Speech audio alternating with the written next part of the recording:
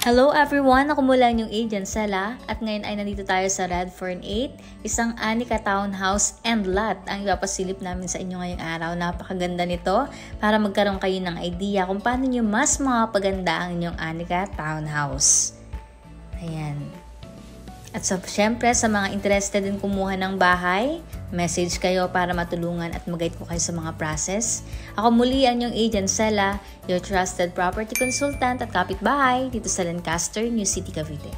At ayan, sabay-sabay na tayong pumasok sa napakagandang Anika townhouse na ito. So bali sila po ay end lot. Meron silang space sa gilid kaya pina-extension nila ang kanilang kitchen. At kita nyo ang galing hindi kita yung bubong ng kitchen na in-extend nila. Soon, saka na sila magpapagate. Bali loob muna yung home improvement nila. At ayan, diba? Napaka-aliwalas. Ayan, pansin nyo, dati, window po yan. Pinatanggal nila yung nasa right side. At ayan. So, bali po, nagpalagay din sila ng, anong bang tawag dito? Counter bar. Parang, basta yun. Ayan, ang ganda, diba? Pansin nyo, hindi pa tatanggal ang mga alikabok. Kasi sayang kasi baka hindi natin ma-vlog pagkatapos nilang ipalinis. So, bali, ayan. Pero pag magka-time naman ako na ma-vlog after malinis, ayan po, i-vlog din natin. At ayan, ang ganda. So, yung kanilang dining table dito nila ilalagay. Ang laki niya, ang luwag na niya. At ito naman yung kwarto sa baba. Si Anika Townhouse po, 50 square meters siya pag inner lot. So, yung floor area naman niya is 50 din. 3 bedroom siya. Meron siyang powder room dito sa baba. Wala nang binago rito. At ayan yung view sa kanilang dining area at sa living area. At ito, napansin nyo, meron ditong door na ganito. Ang ganda. O, diba? Access ito para sa kanilang laundry area at sa kitchen. Wow! O, diba? Ang galing. Ang ganda. Ayan.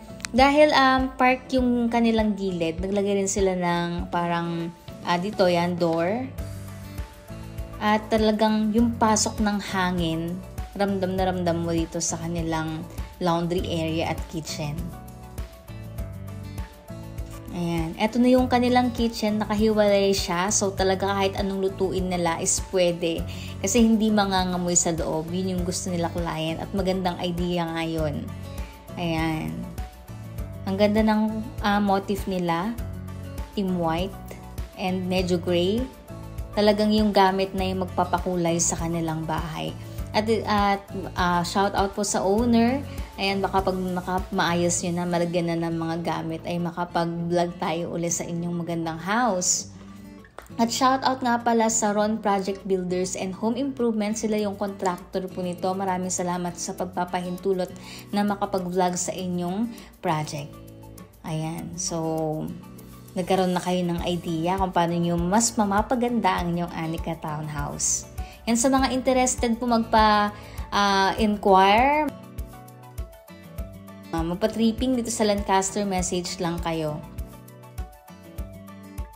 I-schedule pa lang nila Ron Project Builders yung pagpapalinis sa house bago i-turn over sa client. Pero minabuti na natin makapag-vlog kasi baka hindi na natin ma-vlog nun at makalipat na yung owner. Nakakaya nang mag-vlog. Ayan.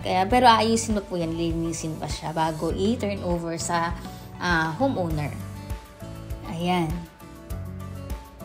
Napakaganda, napakaaliwalas. Masarap talagang pagandahin yung sariling bahay, no? Ayan. Paunti-unti, sila ma'am ay hindi pa sila nagpa-fence and gate. Talagang inuna muna yung loob. Kasi madali na lang, mag-iipon-ipon lang ng pang-fence and gate. Hindi na, at least yung loob, okay na. Kasi mahirap magpa-renovate ng loob ng bahay na marami ka ng gamit na naka-turn over ka na. Itong CR sa taas, wala naman silang pinabago na dito. Ganyan na siya pagka-accept. And meron na po siyang shower, maayos na yung kanyang tiles. Ayan. Yan, sa mga gustong kumuha ng bahay dito sa Lancaster, meron kami ngayong Alice Townhouse na same laki ng lote ng Anika. Bali 50 square meter na rin siya. Nasa 2.2 million lang, 12,000 monthly. Ayan, afford na po natin kumuha ng bahay. Ay, naulat naman itong taas. Ayan, ito yung mga shots sa house. Thank you po ulit sa Ron Project Builders and Home Improvement. At kung interested kang kumuha, mag-enquire, magpa-tripping dito sa Lancaster, message lang kayo. Marami kami mga project dito sa South. Ayan. Ako muli ang yung agent Sela, your trusted property consultant at kapitbahay dito sa Lancaster, New City, Cavite. Napakagandang renovation ito na pwede niyong gawing idea. Bye-bye!